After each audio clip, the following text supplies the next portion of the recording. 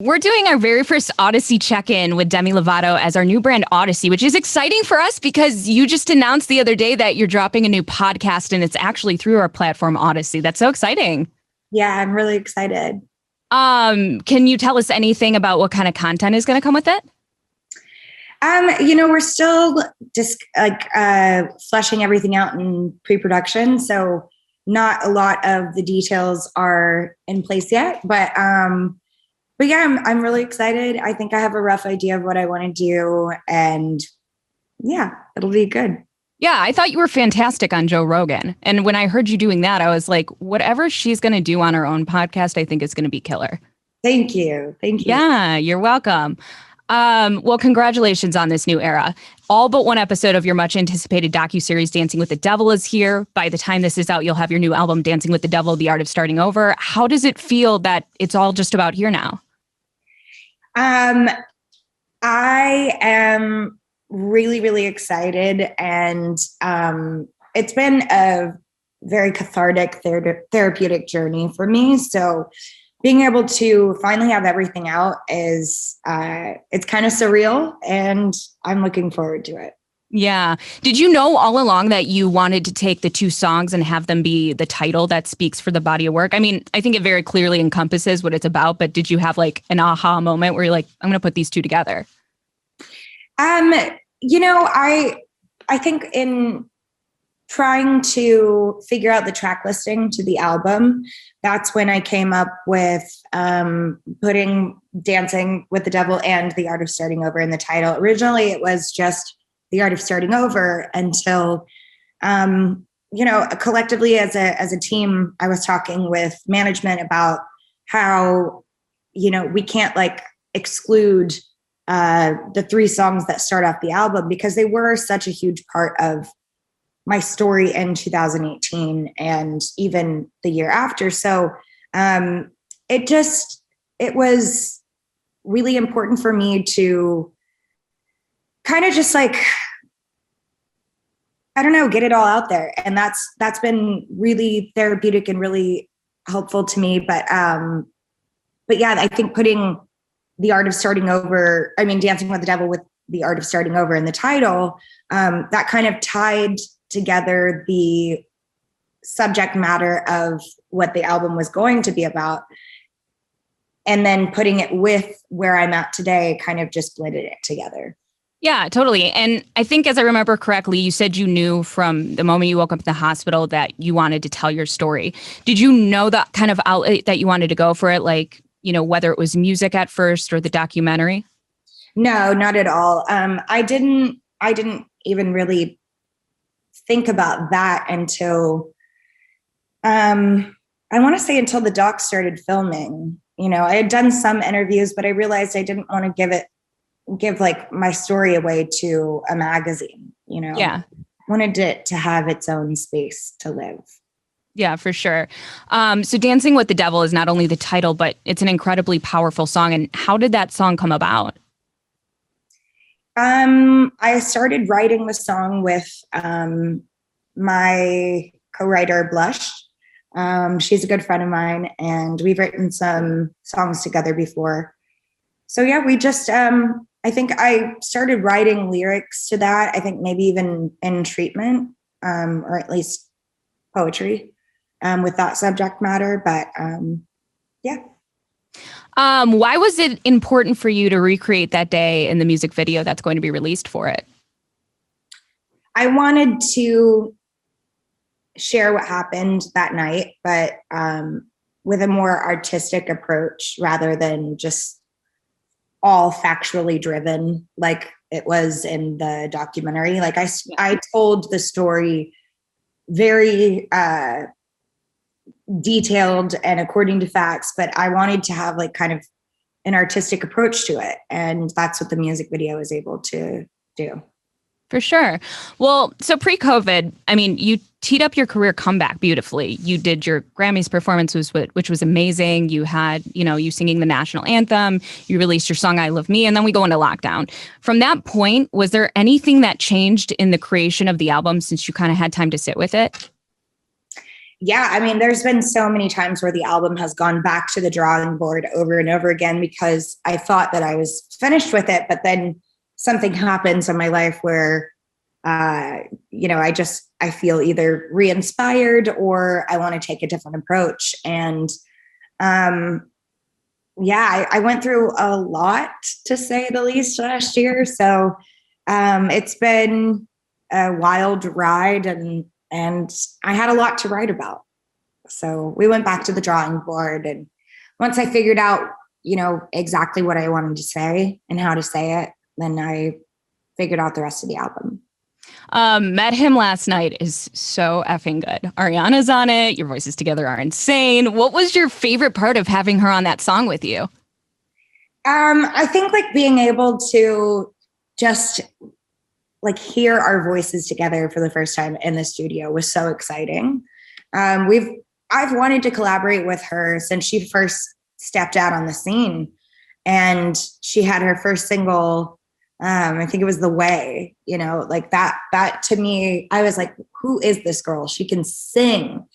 And ever since then I wanted to collaborate, and finally it fell into place.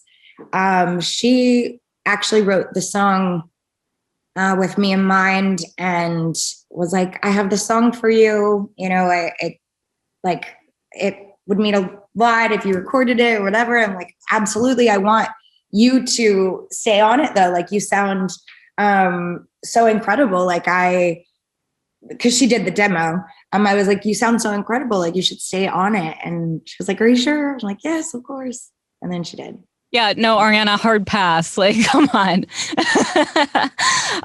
So one of my favorite lines comes from Carefully, and it's, I'm strong in a way that I know how to show you my fragile. Does the more vulnerable you get through your documentary and through this music make you feel strength? Yeah, definitely. I think anytime that you're vulnerable, it shows strength, definitely.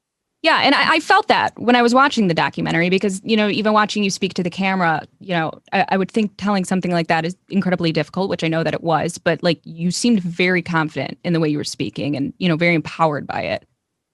Thank you. Yeah, I definitely was very confident about telling my truth and sharing all that I wanted to share in that doc, and felt good. Good. Well, you said before you surprised yourself with how honest you were. What would have it felt like if you held back? I think I would have felt a sense of regret that I didn't share as much as I wanted to. But fortunately, like I said everything that I felt was important to share. Yeah. Well, I'm not going to lie. I legit sprung for the premium so I could watch the Mexican pizza funeral, which was fantastic, by the way. And, when I was watching those extra clips that came with it, there was that disclaimer before that said, you were just doing it kind of as an exercise to get yourself ready for the documentary. And then you just decided to release them. Was there anything else that you kind of had to do to provide, to prepare yourself to go on camera like that and tell your story, like kind of like those exercises that you did? No, I think it's a matter of just like doing it. I think you can't really prepare that much for something like telling your story. You just have to do it. Yeah. And I think one of my favorite parts so far was your little sister saying that, even if you weren't her sister, you'd still be her hero. And she viewed your robe as a cape. And you had that whole moment where you were talking about the I Can't See You situation. And on the album, there's a song called I See You, Madison's Lullaby. Was that song difficult or easy to write? Oh, it was very challenging to write and record. It was really emotional for me. But it was a beautiful song, and I'm really glad that I did it, and she loved it. I was going to say, she has to. Like that's so great. And I'm so happy for her that, that's on there. Is there a song on the album that's incredibly difficult for you to listen to? I think I See You is probably the most difficult to listen to, but other than that, no, not really. Good. Well, one song that I think is so great and so necessary is My Girlfriends Are My Boyfriend. And obviously when you made this album, you probably did a bunch of songs and you had to narrow it down. What about that song that you were like, this has to be on here?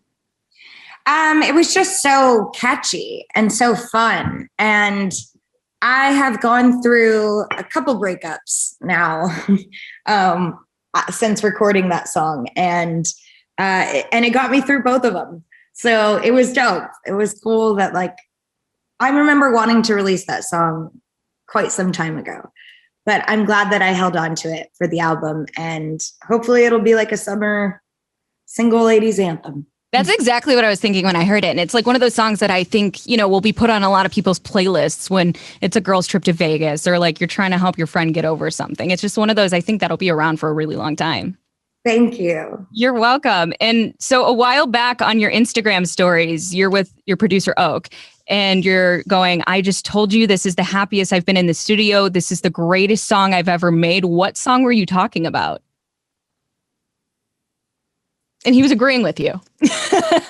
Honestly, I don't remember exactly, but I want to say it was probably California Sober. I was really, really happy with how that turned out. And it just is like, it completely embodies like where I'm at today. So it's great. Good. All right. Well, we'll end on a light note. What's making you happy right now? What is something that you're kind of like putting in your day to day that's like keeping you good and keeping you healthy? My backyard squirrels. What? I have squirrels in my backyard, but like, I don't know, but like everyone has squirrels in their backyard, right? So I was like, I want to get close. Like I want to make friends with them during quarantine. So I started buying like squirrel food and we'll like put it in the spot in my yard. And I just like sit by it and wait to get close to them. And like, I haven't gotten that close yet, but it's fine. We will. And they're just so cute, but it brings me like joy and it's adorable. I like that. There's this woman we work with and she is also obsessed with squirrels. And she's always showing me, they make like tiny squirrel picnic tables on Amazon. Yes, I saw those. Oh, okay. I just wanted you to know they were out there. Well, Demi, congratulations on everything. I'm so excited for the album and the final episode. And thank you for being our very first Audacy Check In. And we can't wait for your podcast to come. Yeah, thank you. Thank you so much. You're welcome. Have a good one. You too. Bye.